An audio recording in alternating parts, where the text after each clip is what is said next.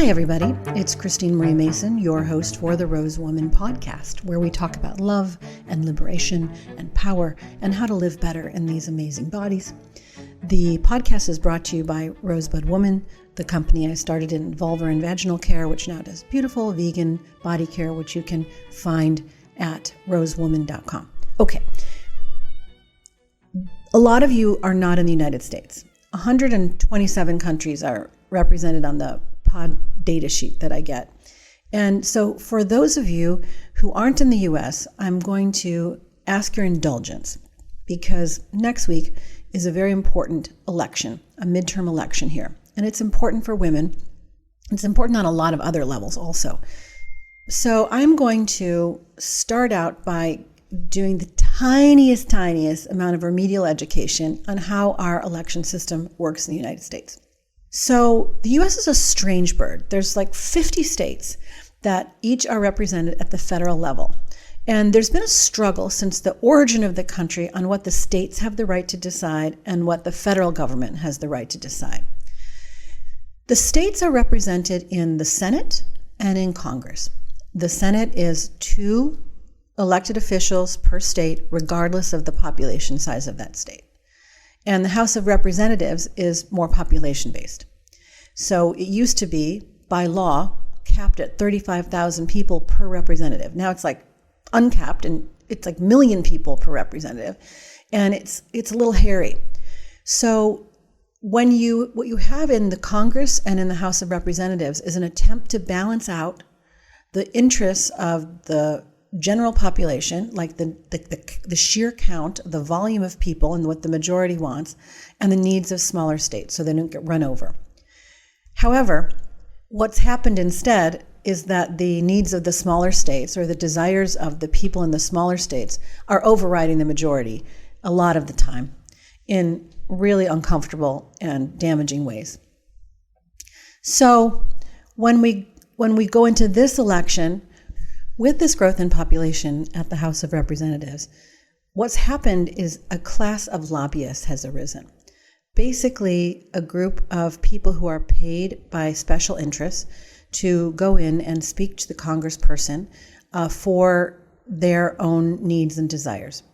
And there's also a lot of money that is going through the hands of these lobbyists to finance campaigns of senators or congressmen that they feel would be aligned with their interests. So there was a very impactful decision by the Supreme Court of the United States called Citizens United that said that money is free speech. So you can't limit the amount of donations and money that goes from corporations into politicians in order to really get at the true will of the people. So what's happened is that there's a lot of money floating around to back candidates that are aligned with the interests of the moneyed class.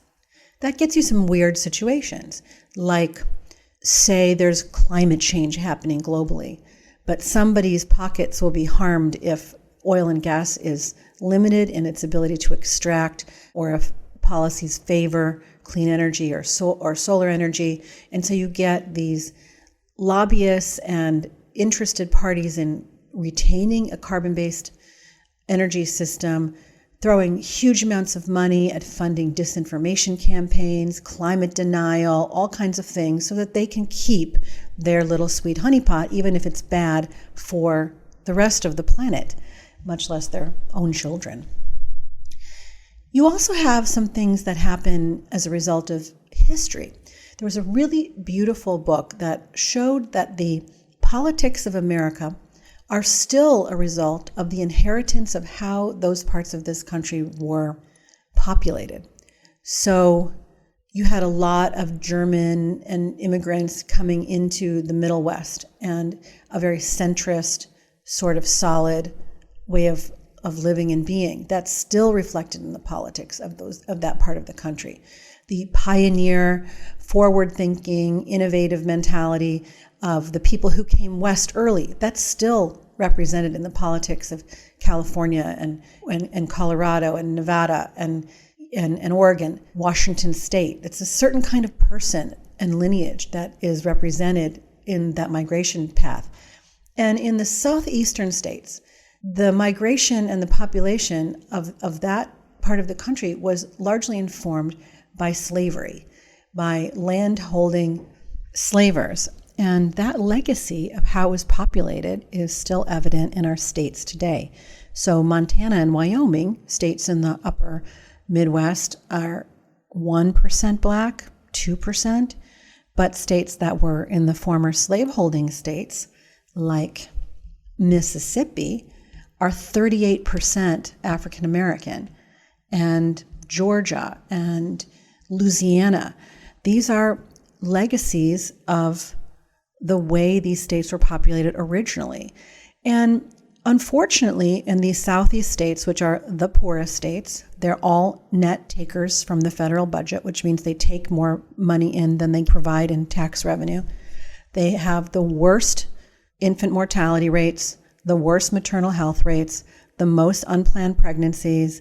They have the most restrictive reproductive freedom laws, and they have the worst attempts to gerrymander and adjust the voting districts because they are trying very hard to make it difficult for Black and brown people to have a share of voice. So again, the lobbyists who are paying for people to come in and finance candidates that would help maintain the status quo for the people in power rather than create true liberation are really hard at work in order to suppress the vote and organize people in a way that will allow them to retain power. So it's against this backdrop of federalism that we have this upcoming election. Now you have to understand too that voting rights in the United States have been hard won. They are won through activism, marching, fighting, in even the vote for women, which took 70 years from the time of the first voting rights conference, suffrage conference for women, until it was codified into law, was done on the backs of beating, killing, torturing, and terrorizing women who picketed and asked for the right to vote. It was pretty hard won. I wrote in Bending the Bow about Lucretia Mott and Elizabeth Cady Stanton and the women who stepped out to make that happen early on in the 1800s. And the amount of ostracism and shame and belittling and violence that was done in the direction of people who stepped out for that was very intense. You can read about how they handled it and what kind of internal fortitude they developed in the excerpts from Bending the Bow on my site. Anyway, but Black people and Native people, indigenous tribes, they didn't get the vote until the 60s. So, we're talking about a very recent attempt to shift the balance of power by having equal representation, even though theoretically, Black males, at least, were liberated after the Civil War and should have had equal access to voting from that point on. There were so many other structural things like education and finance and sort of access to the halls of power that made that a slow march. So here we are in 2022, and 50 years ago, one of the things that women lobbied heavily for was the right to make their own healthcare choices, their own reproductive choices, the right to decide when and where to have children, to take birth control if they wanted it, to choose when to accept a pregnancy or to bring children into the world, and when it wasn't a good decision, either because of the child's health or because of the mother's health or because of other situations that were really their business. And the law of the land of all states, that is, was codified in a Supreme Court case called Roe versus Wade, which said you have the right to make these choices in private. And the right to privacy in how we live our lives is also the ground for a lot of other civil rights choices. Like you have the right to decide who you want to marry. Like if you are a white person and you want to marry a Black person, or a Black person, you want to marry an Asian person, you can do that. But before these laws, a lot of places even had laws against marrying somebody of another race. So you understand that the laws and the way that they reflect culture at the individual state level can often reflect long-standing cultural biases, racism, gender bias, religious bias, all kinds of things. And so the struggle at the federal level has generally been to provide protections for people who live in states that are not so inclined to recognize an individual's right to exist and their right to have a voice. And these protections have, of course, caused frustration at the state level because it doesn't match the culture. So sometimes a federal law will go out in front of a state cultural bias, but it's done to protect the rights of individuals who otherwise would be disadvantaged by living in that state and not have equal protection under the law. So this is at the heart of our current election. What is the relationship of the state to the individual, and what does the individual have the responsibility to for the collective? So at Rosebud Woman, we obviously care about vaginas and vulvas and wombs and the freedom for the people who have those body parts to decide how to use them. So, as an organization, we're all about voting for your V.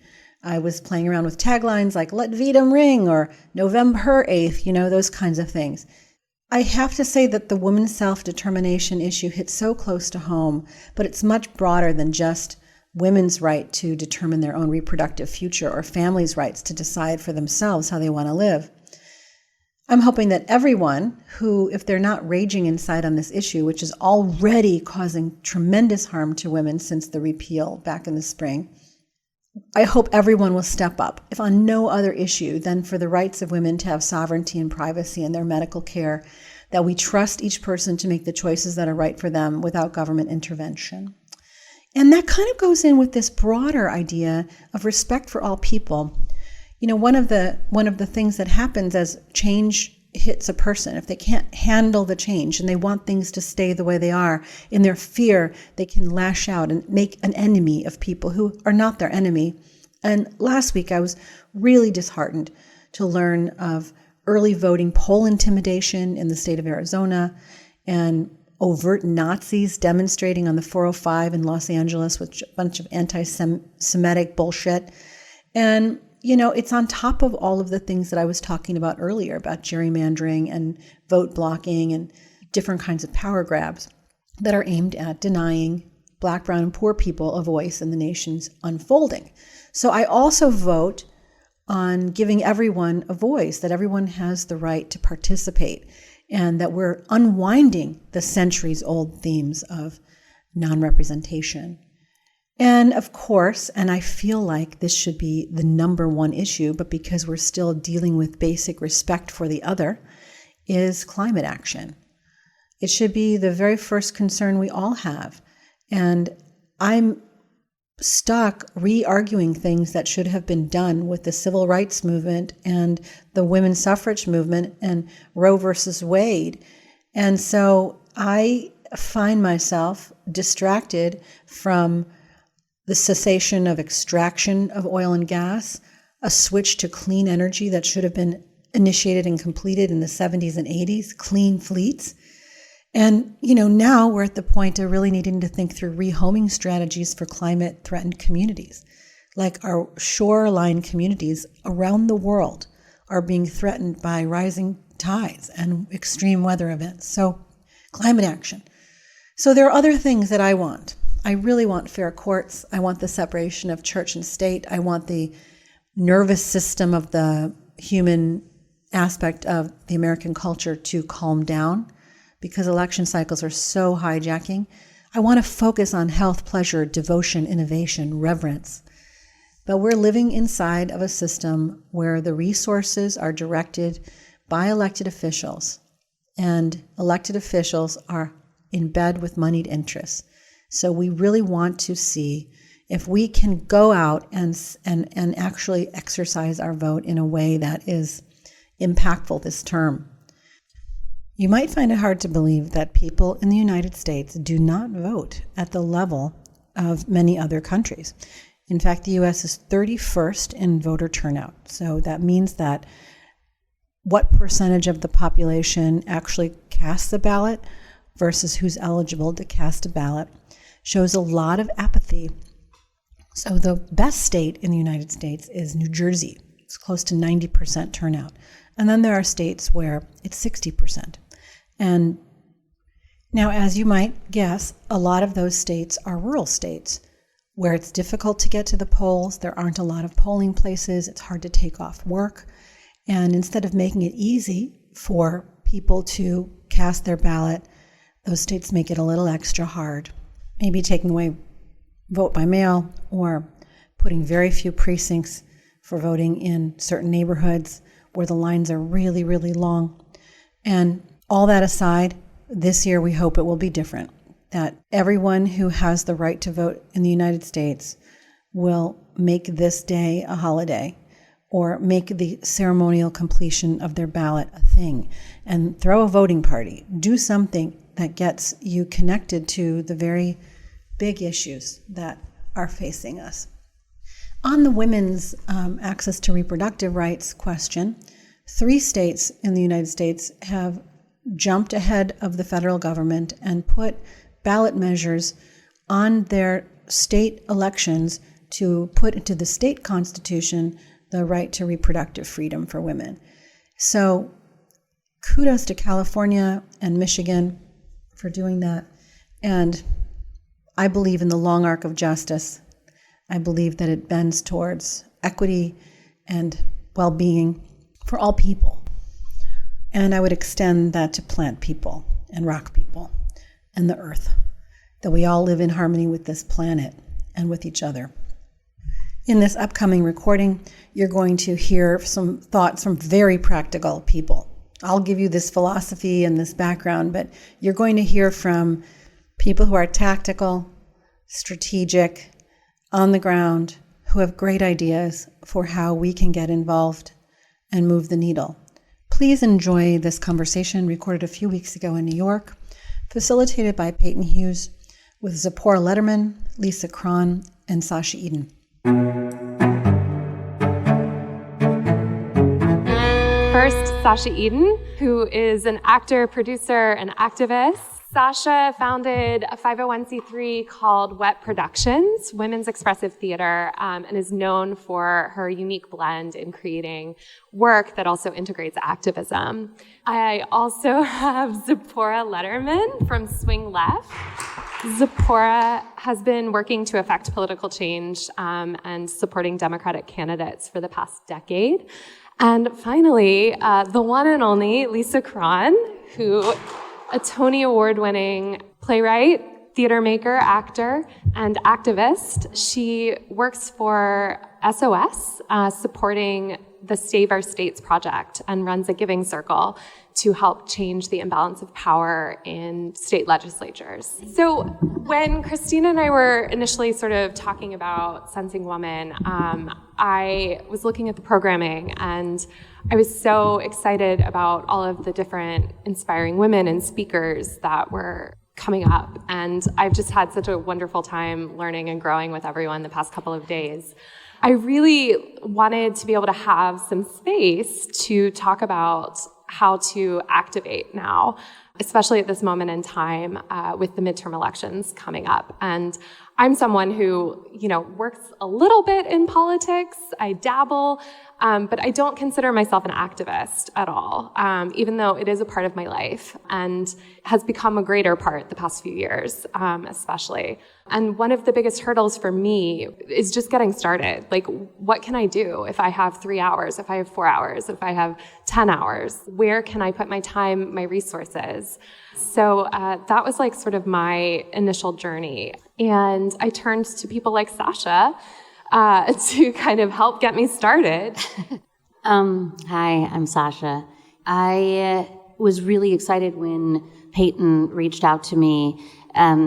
Something that I've always been aware of is that the personal is political.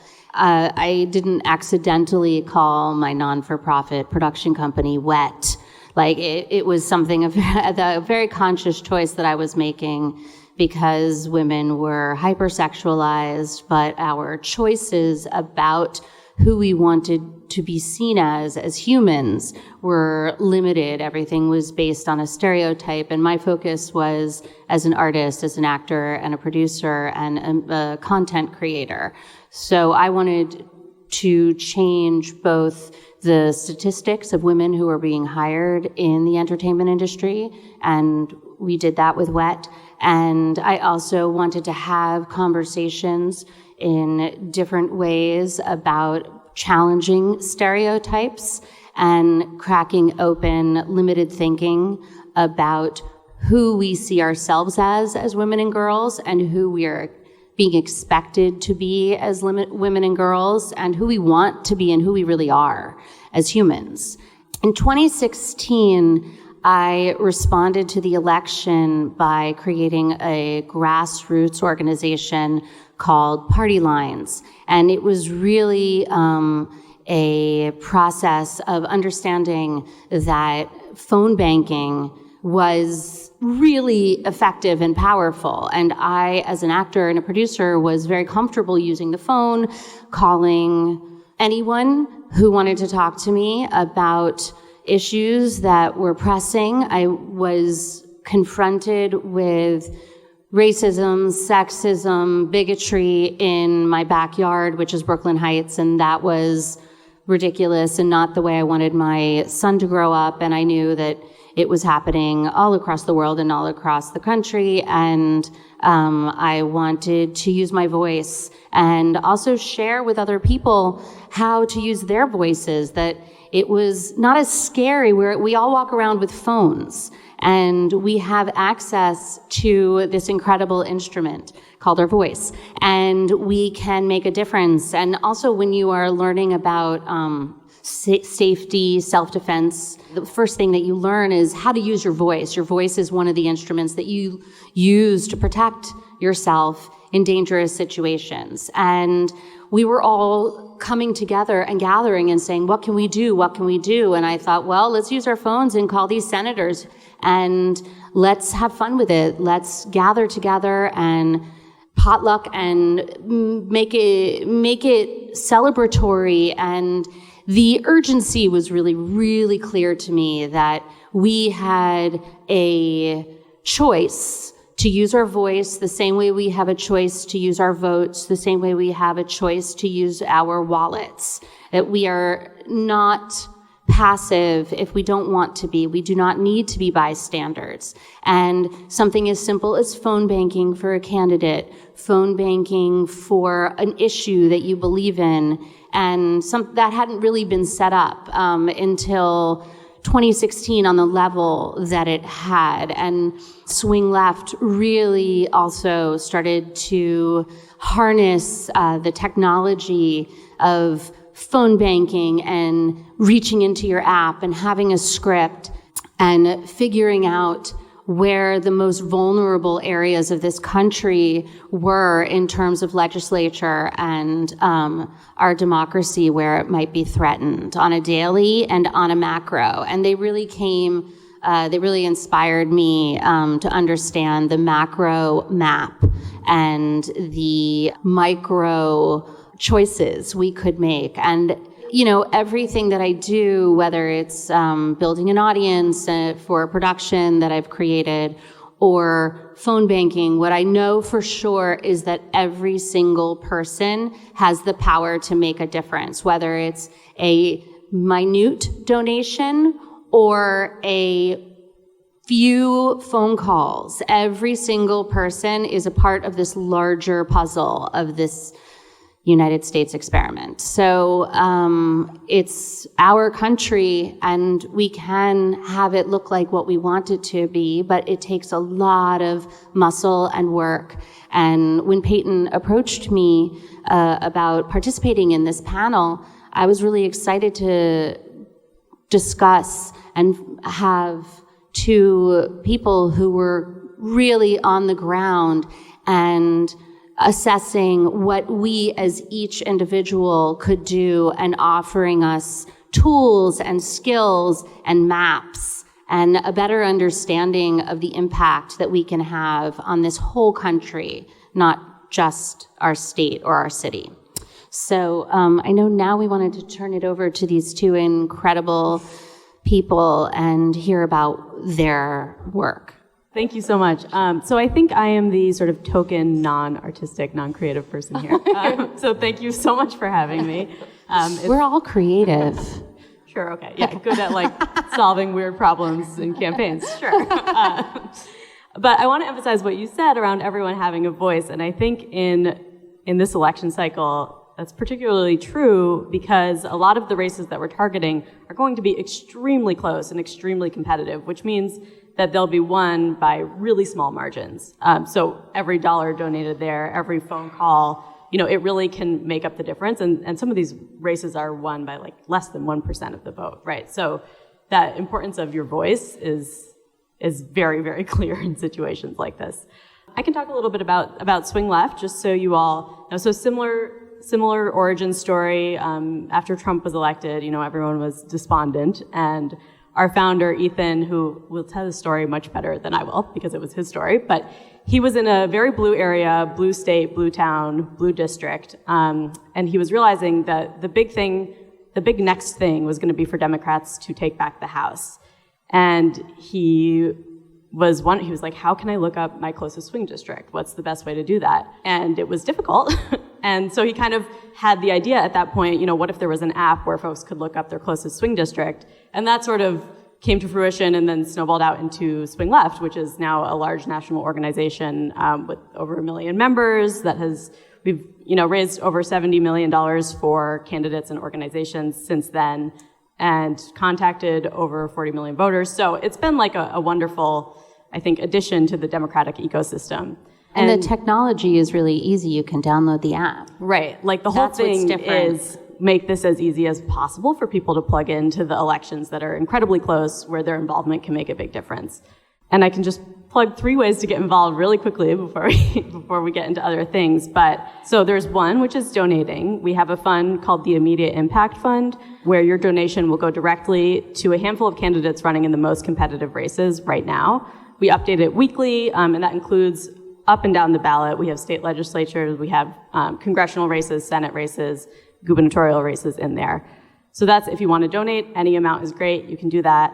Another way to get involved is similar to phone banking. It's actually writing letters. You can do it from home. You can do it whenever you want to by participating in something called the Big Send, where you write letters to likely voters, encouraging them to vote. And it's actually extremely effective, and it's very scalable, and it's easy for people to do. It's accessible. So that's great. We're trying to send 10 million. So I'll find all of that on the Swing Left website. And do you have scripts that on this website that people can modify so it's not like starting from scratch? Oh yeah, we have very detailed trainings and scripts and volunteer orientations. So we will hold your hand throughout the entire process.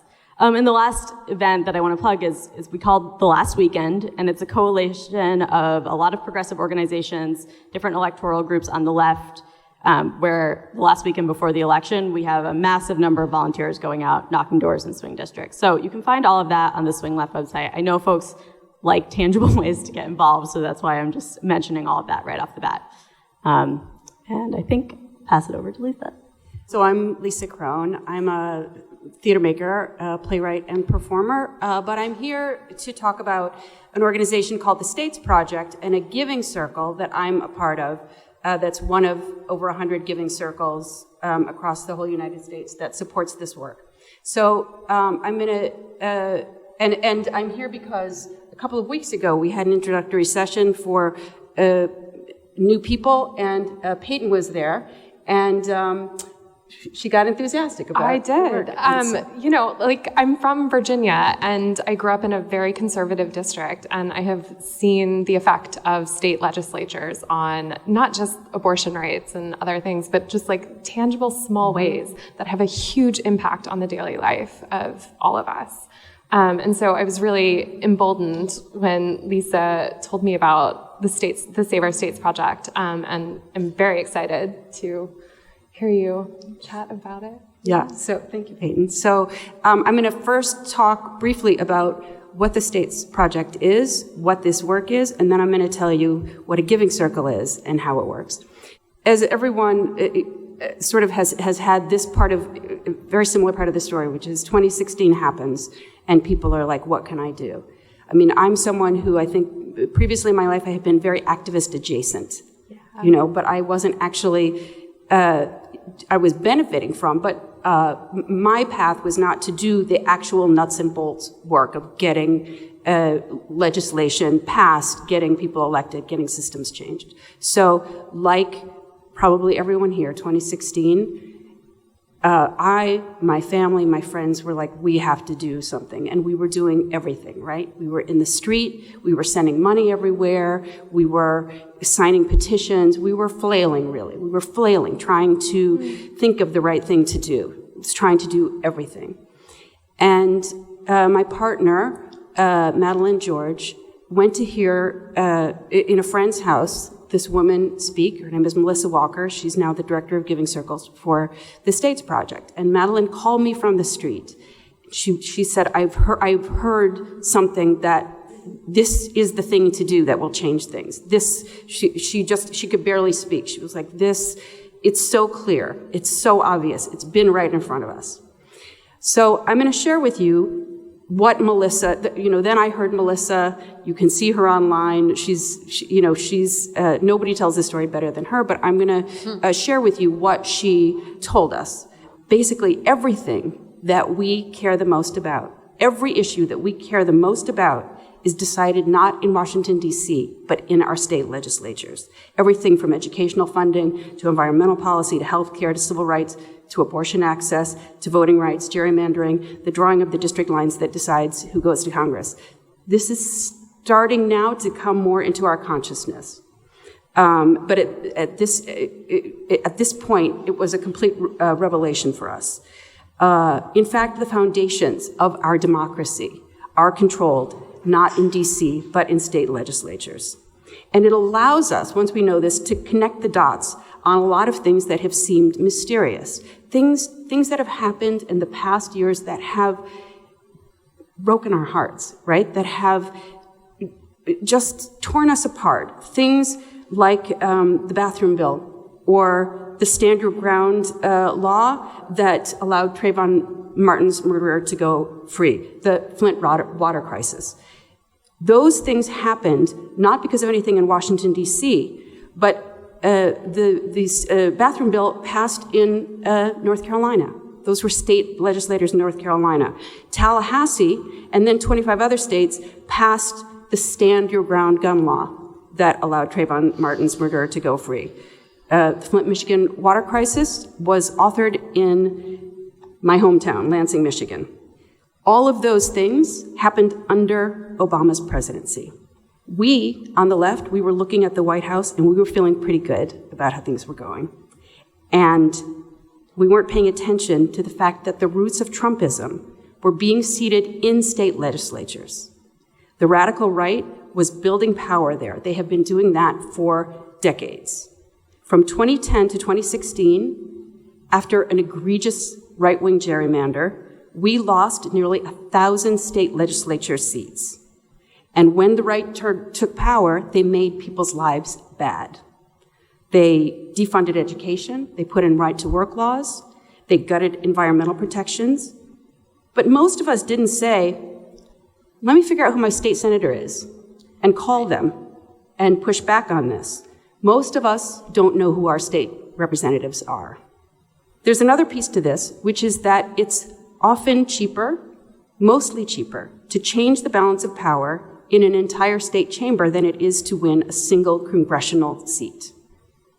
Congressional races cost millions and millions of dollars, and state legislative races do not. They're small, they're local, and when they're targeted properly, we can shift the balance of power for less than it costs to win a competitive congressional seat. What we call shiny objects. What the States Project does is it works to identify states where shifting power is the most possible and doable, and then it goes into those races. It backs certain candidates in those races. This year, the States Project is in 10 states.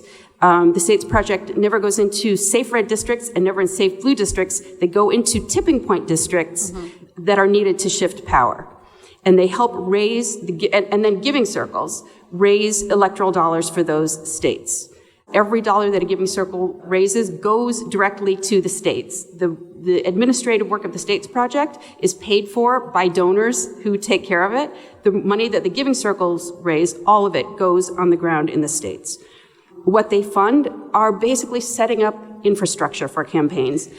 You know, the people who run They're business people, they're school teachers, they're nurses, they're not professional politicians. And because the left hasn't paid any attention to the states, there's been no ongoing support for that infrastructure. So what the States Project does is to pay for a campaign manager and a field team and a digital plan. And what that does is it allows these candidates to get out on the doors.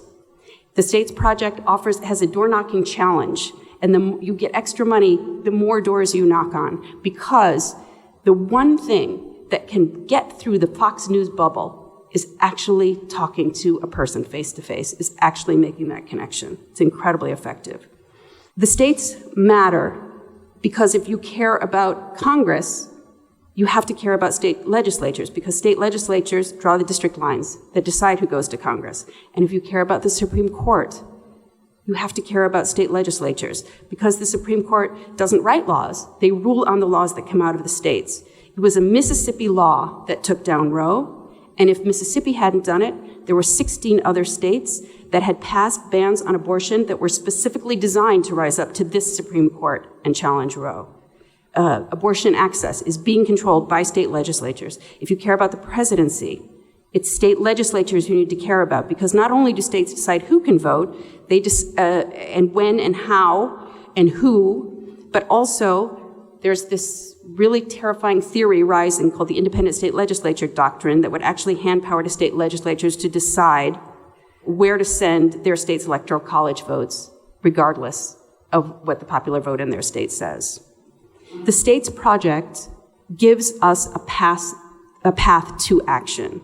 They are making a huge difference. My Giving Circle started raising money in 2016. We helped in the blue wave that turned Virginia into a blue trifecta, meaning both chambers and the governorship went blue.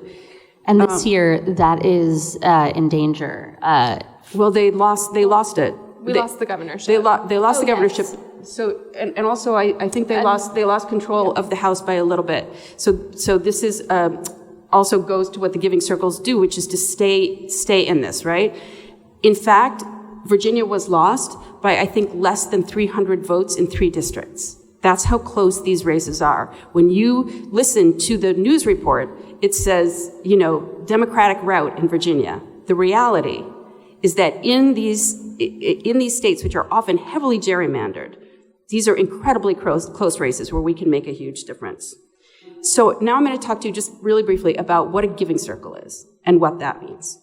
So our giving circle is me and our friends and our families and our colleagues, and then, them inviting in more friends and families and colleagues. In every election cycle, we raise money together. We give, and then our friends and family give. And we have a target amount of money that we raise, and then we vote on which states we want to send that money to. In this cycle, we're in Michigan to flip and North Carolina to defend. We're about to meet our goal of $100,000 right now, and in the spring, we raised $100,000 of early money, which of course is like turbocharged money. Nobody's wealthy in our group. We are able to magnify each other's contributions. One of the things I love most about the Giving Circle is that everybody gives what for them is a meaningful amount. One of the things we ask, we all sort of think of it in different ways, but one of the things we ask ourselves is, what is your discomfort with giving this amount of money? And is it more than how bad it will feel to lose democracy? That's one way to think of it. That's pretty great. But what that means is if everybody gives that amount of money for them, then this person's $50 and that person's $10,000 goes to making the goal in equal ways. We're able to come together and do that together. Somebody said to me recently, why is it that the Republicans were able to stick to this and keep on their goal of taking over state legislatures for 50 years? And the answer is, they didn't have to have a lot of people do that. They had a handful, and still have a handful, of reactionary right-wing billionaires who have been funding it. That's all they needed. The Kochs, the the DeVosses, the Scafeys, this little group, they just give that money. We have to do something on our side much more difficult, which is to collectively, over time, stay focused on this course, because it's not going to happen in one cycle or 2 cycles. We have to stay with it. And there are rich people on the left too, but we don't want rich people on the left. We don't want to turn this over to rich people on the left, because the fact is that is not going to end up in the change we want to see. Ultimately, if we want this kind of fundamental change, we have to do it, and we have to do it together. So, as a giving circle, what we do is we keep ourselves in this. We keep ourselves focused on this and not getting sucked into becoming obsessed with shiny object races, not or changing your direction midterm. So sort of like starting in one place and then being like, oh, it didn't work. We got to do something else, because change is incremental. That's right. That's right. You're also, even though there is fear, you're not operating out of a place of panic, but at a place of strategic plans and goals. That's exactly right. There is a long-term vision and a strategy to executing what the vision is. That's exactly right. That's exactly right. And it means that each member of the giving circle can come in a way that is most comfortable for them. People are like, well, what does it mean to be in a giving circle? If you give money, you're in the giving circle. And we hope that you will continue to give every cycle. Beyond that, some people in our giving circle want to be called once in the beginning of the year, and they want to give a bunch of money, and then they don't want to hear about it again. One of the things being in a giving circle allows you to do is to know that you are involved in an ongoing way in something that is making a huge difference, and it's okay if you turn away from the news for a while, because you are committed to doing this thing on an ongoing basis, because all of us need to turn away sometimes. Some people are more wonky. Some people want to really study the maps and, know all the candidates. Some people, want to come to a party. People have different, some people give on a monthly basis. One of our members, every time he gets a royalty check he didn't expect, he sends some money to the state's project. Some people give when something bad happens. When the Dobbs decision happened, people could say, this is where I'm going to give money because I know it's going to make a difference. And we track it over time. And the last thing I'll say is that, two quick things. One is that, another thing we do together is we refocus our collective attention.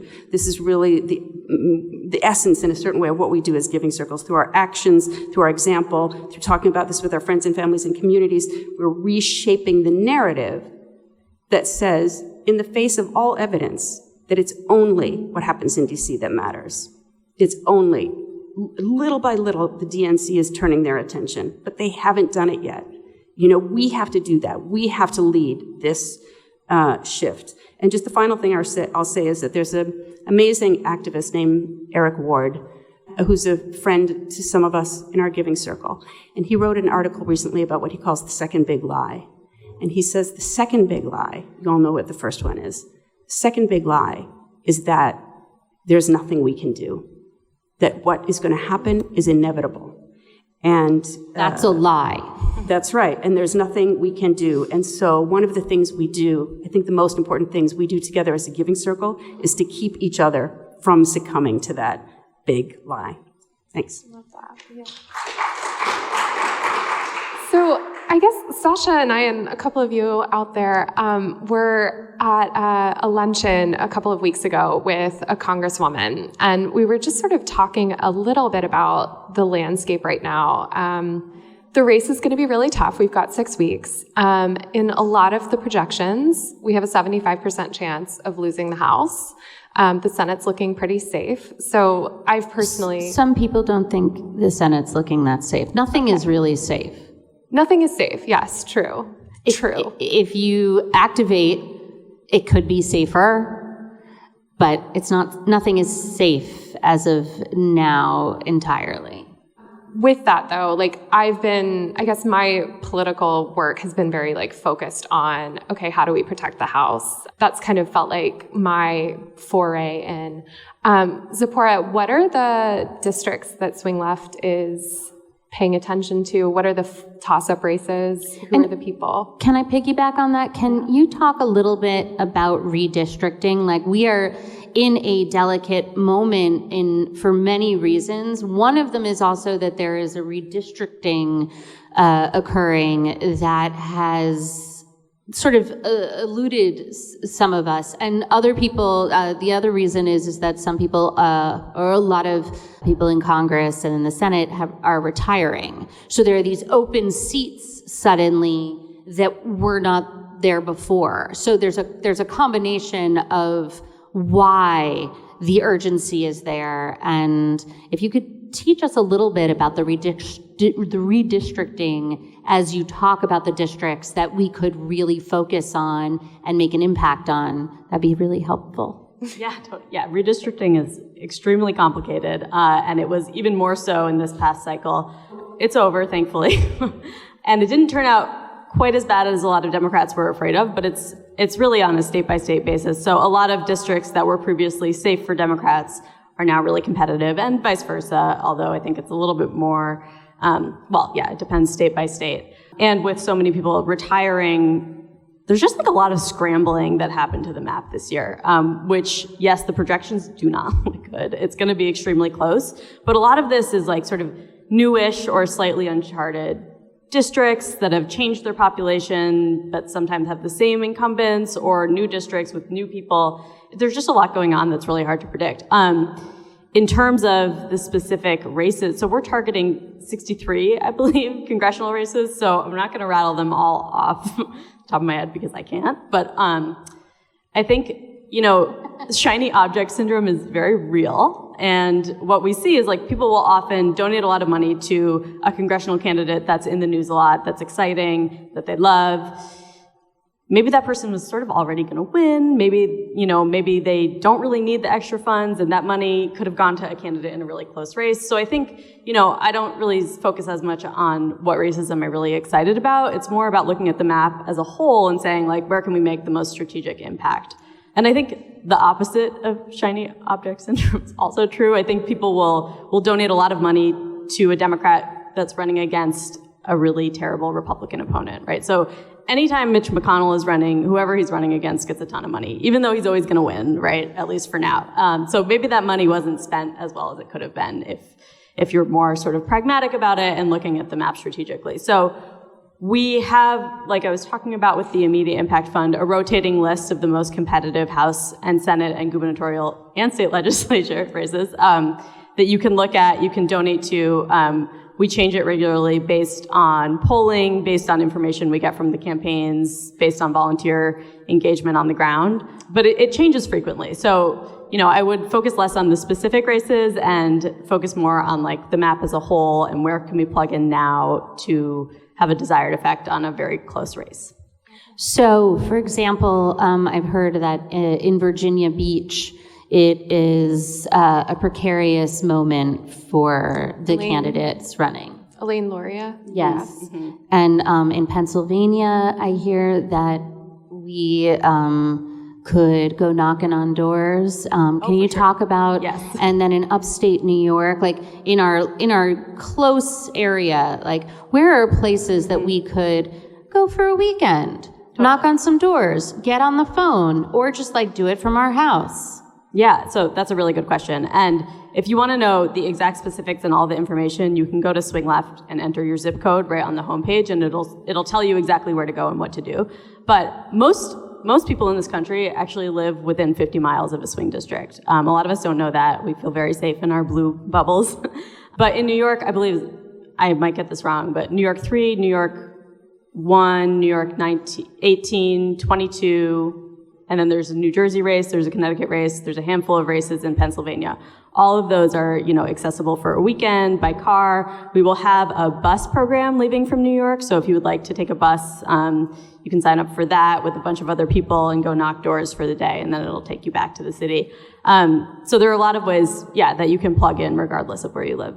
I know that in Staten Island, there's a seat that is up for grabs, that a Democrat lost the seat. Now he's trying to come back. In Rhinebeck, there was can you talk a little bit about that race? I'm not like super clear on all the specifics of the races, because like I said, there are 63 plus the 8 Senate and 7 gubernatorial in the state legislatures. So if you are curious about those specific races near you, I would just go put in your zip code. You'll find all that information, and we have pages for each target district that you can learn more about.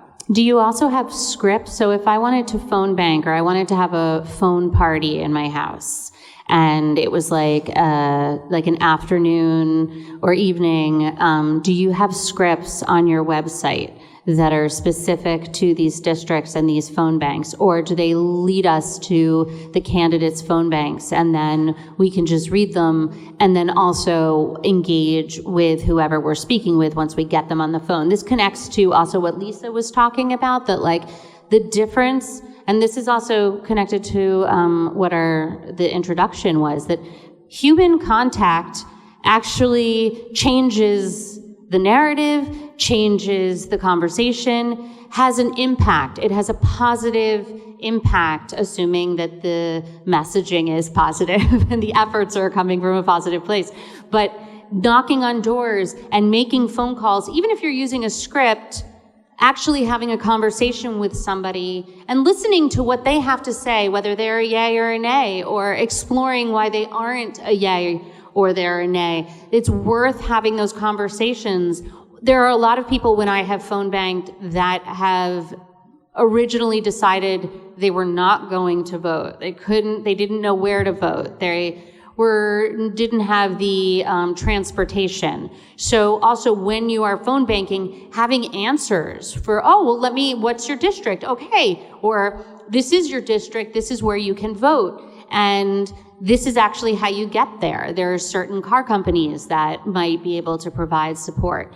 Having answers to make people say, okay, why not? Or having information that these 2 women in particular have and are able to provide is really important. Having deeper conversations, not just about blue or red or what's the point, but what's at stake in this space that I have come to create change in. If everyone can think of themselves as an effective change maker wherever you go and whatever you do, then you can also find the resources to understand what it is that you want to change in that space. And you're already stepping deeper into activating and activism and making a huge difference. Your awareness will lead to someone else's awareness.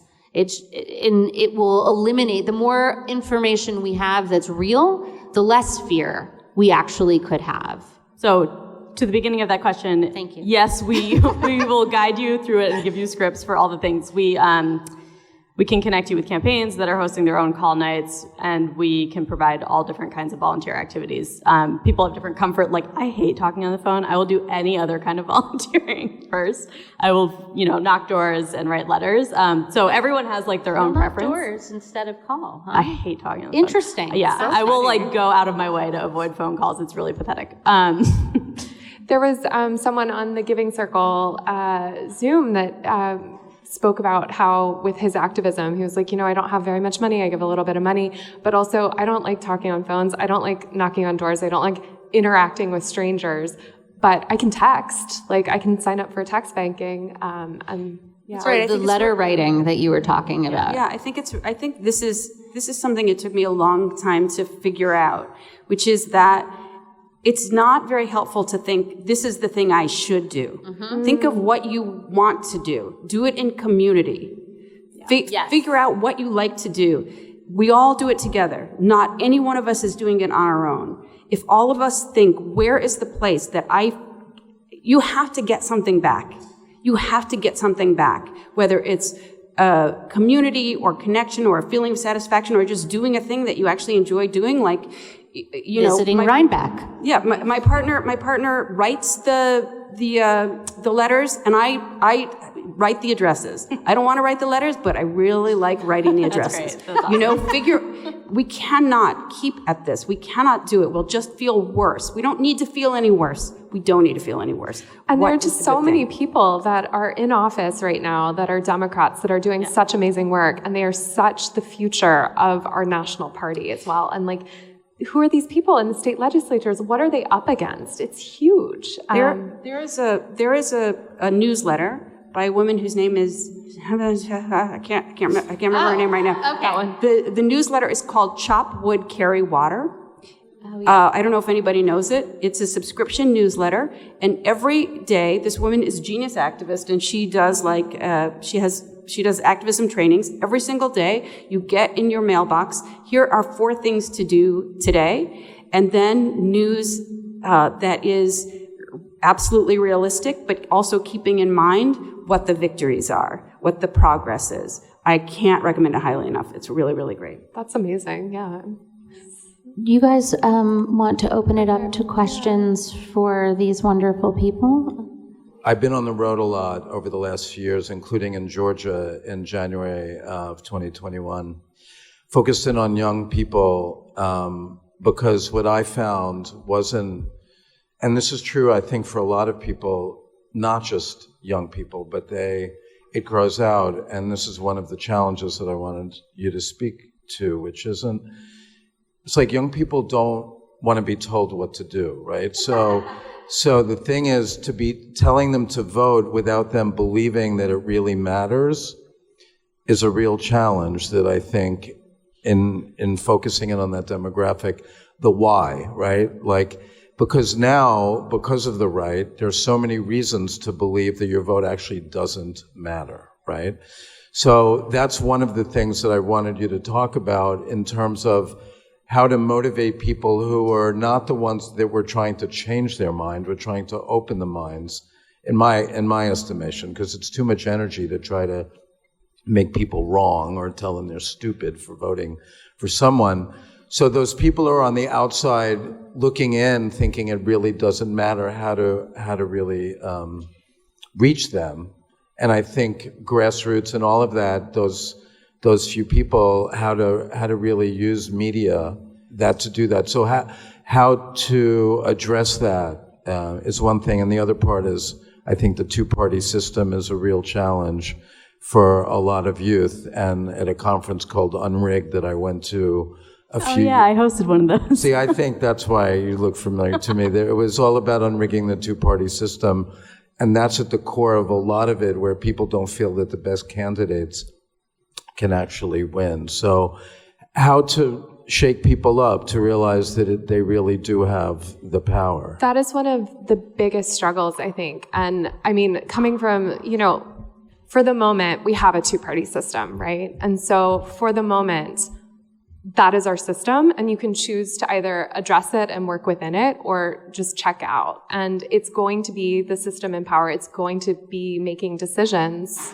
that affect your life regardless. In terms of, so for the moment, it's a little bit like protect and defend, right? It's like you have to defend yourself right now while also working towards breaking down the 2-party system potentially and finding candidates that could launch a 3rd party, how to challenge it. And likewise, in terms of getting involved, and in terms of sort of exercising your voice and voting, again, like the system is the system right now. And if you just check out, if you don't stand up and make a difference, then it's still going to be making decisions for your life. So that's like how I kind of typically address that. Yeah, I agree with all of that. I think there are some things that have happened recently that I actually think can help make the case to young people. For example, Dobbs. This is the result of election after election where we elected conservatives and they were able to push this forward as their strategy. This would not have happened if Trump hadn't been elected because he appointed those Supreme Court justices. So I think when you can point to really specific things that are impacting people's lives, and it is really understandable for young people to say, this doesn't impact me, I don't understand what this has to do with me. Finding ways to demonstrate like, this actually is now, there's been a decision made that will directly impact your life, and it's a result of an election. I mean, hopefully that will help, but it's a huge challenge, and I think on the volunteer side as well, the backbone of Swing Left and most democratic organizing is women, older women, particularly Black women, but women in general who are like over the age of 50 are really the people who have been driving a lot of this volunteerism and activism in the election space. So it's definitely a huge challenge, and I don't pretend to have the answer, but I think by talking about very specific election results on the issues, maybe we can make some headway. Can you specify for all the people that are in the simulcast as well?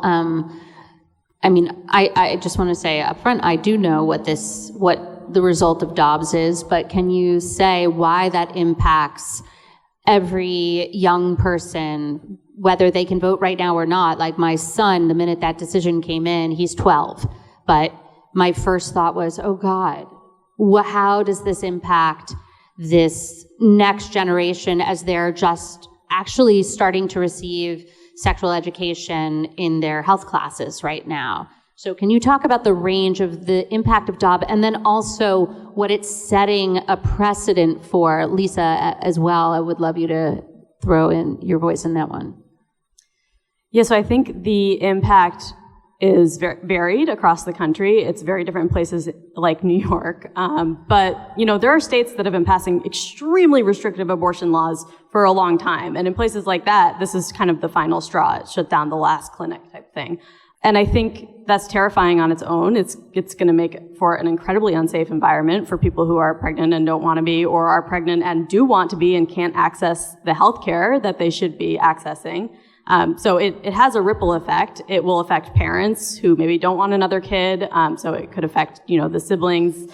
And it connects to every single issue. It connects to the economy, which is top of mind for a lot of voters. So it's really contraception as well. Well, right. So it's also the tip of the iceberg. I think since then we've seen people talking more about, banning same-sex marriage, which is crazy. Like I thought that I was surprised by how quickly they moved from abortion to talking about same-sex marriage to talking about contraception. I mean, it's really wild to think about. So on the flip side of that, I will say after Dobbs, we have seen a surge of women registering to vote and young people registering to vote. It's not huge, but as we've been talking about, a lot of these races come down to the margins. So in Kansas, for example, the week after Dobbs, 70% of new voter registrants were women, and in Pennsylvania it was around 60, and a lot of them are young, and a lot of them are identifying as Democrats. So some people are understanding.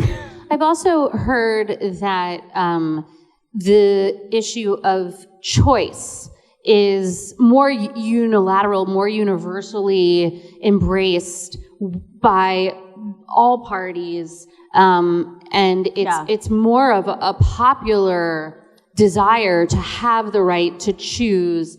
The majority of Americans support safe and legal abortion. That's point number one. But also, a lot of Republicans have been actually scrubbing their campaign websites and rhetoric of these very far-right anti-choice positions because they recognize how unpopular they are. They're walking it back for now, and then they'll walk it forward again after they get reelected. It's all really sick. So I think that's an important moment in this narrative to clarify that there is a larger support for pro-choice, not necessarily the desire to have an abortion, but the desire to have the right to choose is more universally or more accepted. There's a majority in support of that in this country, and that needs to be protected if we can remain the American experiment of we the people. Yeah, and the one other thing I'll add to that, actually two things really quickly. One is that I think we on the left are finally sort of defining the debate on this issue in a way that we haven't for decades. So that's kind of exciting. People are talking more openly about abortions, which I think is really important. But I do want to take a second to talk about governors because we haven't really talked about that at all. Yes, please. And in some of these battleground states, especially if there's a conservative state legislature, whoever's elected governor in these extremely close races will be directly responsible for, accessing abortion in those states. Their decisions will impact millions of people seeking care and also providers. So Tony Evers is a great example. He has done some things to protect abortion providers in Wisconsin, even though some of the laws that have passed there are really not great. So governors are extremely important in this, as well as state legislatures. I want to talk about Dobbs, but come back to the issue of youth voters. I think that part of the reason that youth voters are disaffected is because it's true that Dobbs wouldn't have happened, the reversal of Roe wouldn't have happened in the way that it did if Trump hadn't been elected. But abortion rights have been chipped away at under Democratic watch for years. Yes. Poor women, women of color, have largely lost their access to abortion long ago. On abortion and in a million different issues, the Democrats basically have said, we're better than those guys, without actually taking action. I think young people feel it particularly on climate, right? So if we want young people not to be disaffected, then there have to be meaningful action and also ways to engage. I mean, I think, Georgia is so interesting because who thought that Georgia would elect 2 Democratic state senators?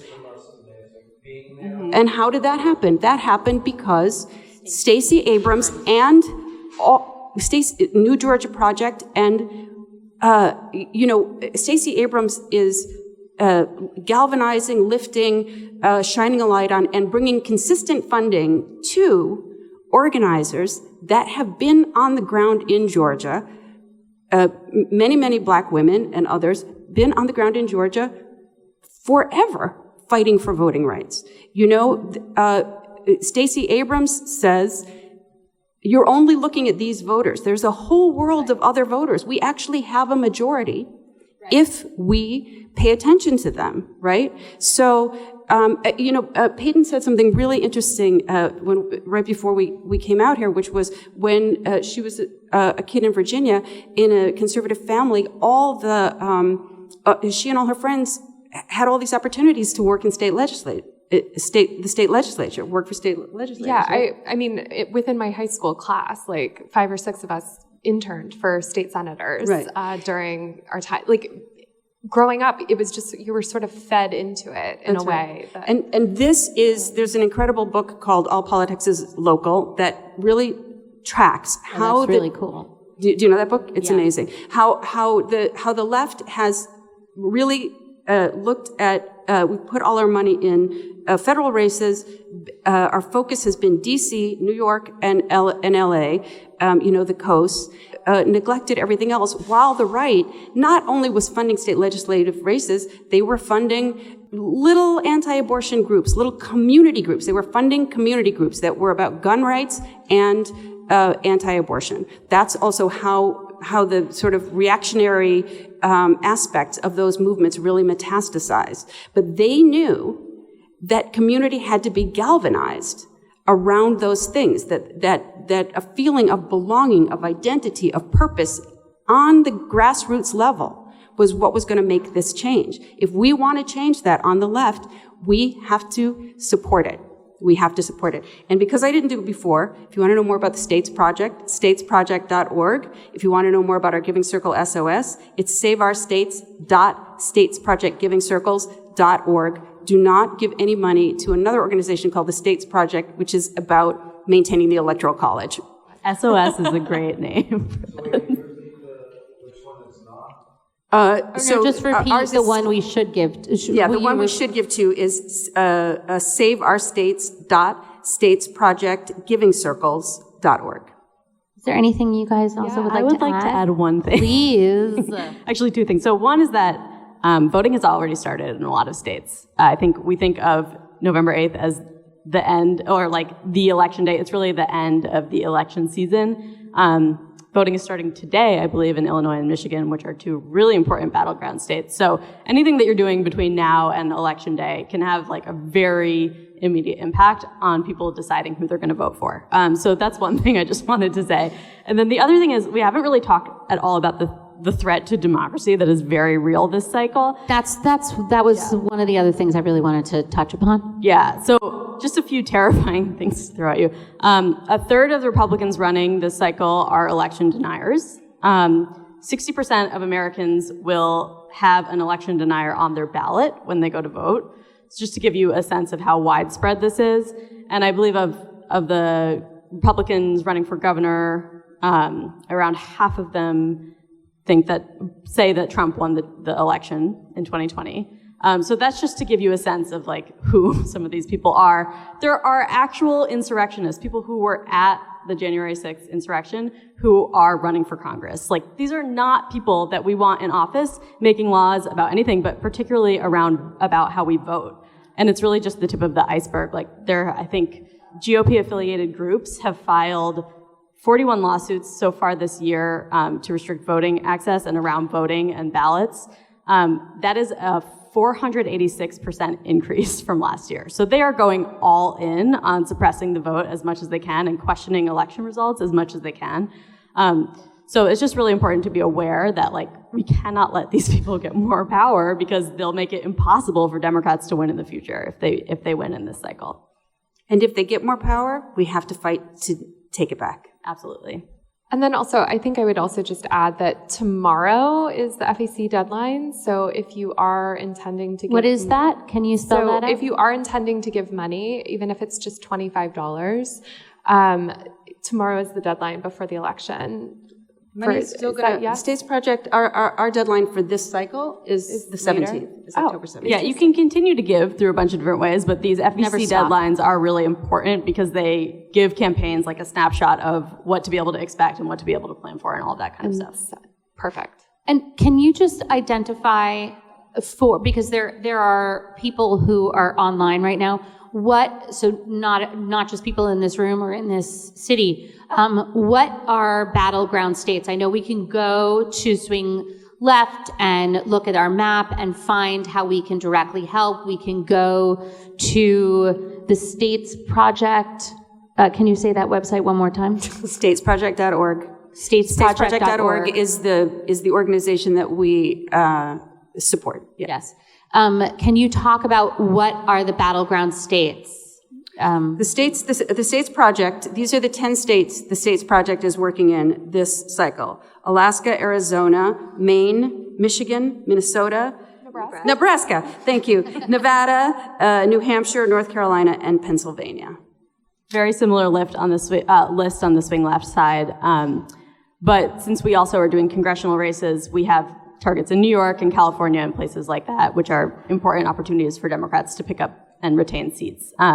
But yeah, similar list. I think the usual battleground states are still in play. We have, Pennsylvania, Wisconsin, Michigan, North Carolina, all incredibly important. I think a thing that's really important, has been really important for me to remember when we look at what happens in these states, is that the Republicans have been chipping away at voting access. Mm-hmm. And of course, voting access for many populations has never been equitable.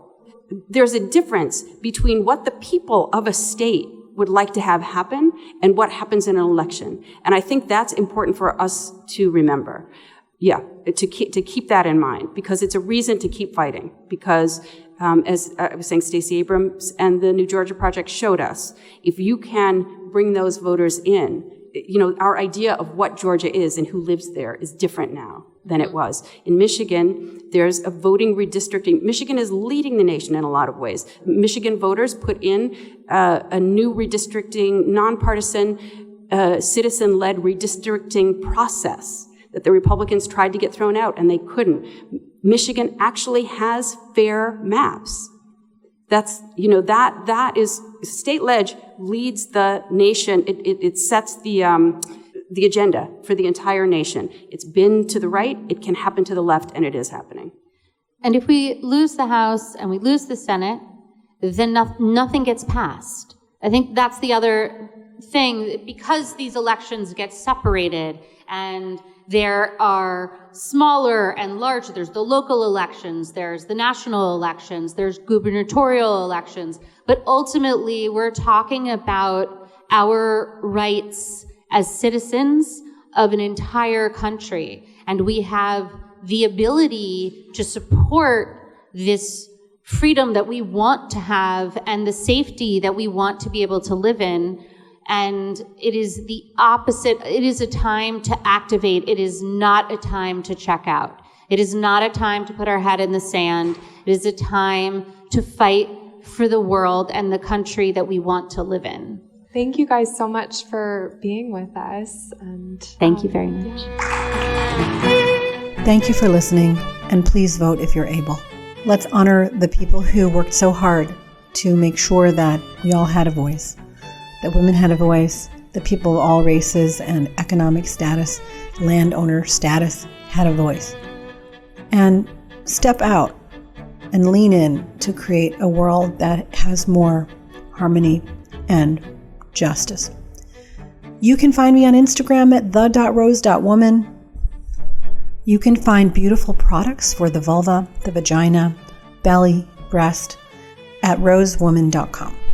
Vegan, effective, hormone-free solutions for all of the stages of a woman's life, particularly the ones that are driven by hormonal fluctuations and play havoc on our tissues. May you dwell in the deepest peace and the most centered